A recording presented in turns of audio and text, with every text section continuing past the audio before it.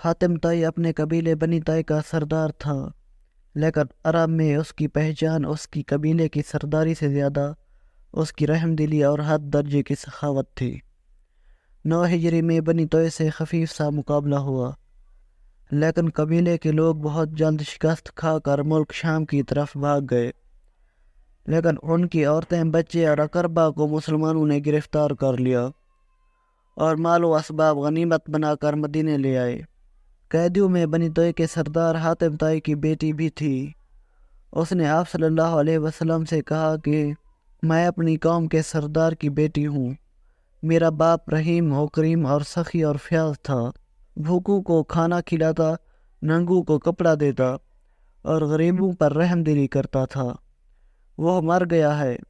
بھائی تھا، وہ شکست کھا کر ملک شام کی طرف بھاگ گیا ہے۔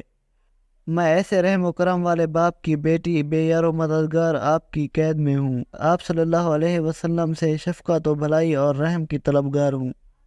حضرت رسول کریم صلی اللہ علیہ وسلم نے فرمایا، اے لڑکی، تیرے باپ میں ایمان والی صفتیں موجود تھی۔ یہ کہہ کر آپ نے اس کو رہا کر دیا۔ اس نے عرض کیا، میں بہت کریم ہوں، اپنی رہائی کے ساتھ اپنے قبیلے کے قیدیوں کی رہائی کی بھی تمنا رکھتی ہوں۔ نبی کریم صلی اللہ علیہ وسلم نے نہ صرف اس جوان عمر لڑکی کی درخواست قبول کر کے قبیلے کو رہا کر دیا، بلکہ اس کو زیادہ راہ اور سفر خرچ دے کر اس کے بھائی عدی بن حاتم کے پاس ملک شام میں بھجوا دیا۔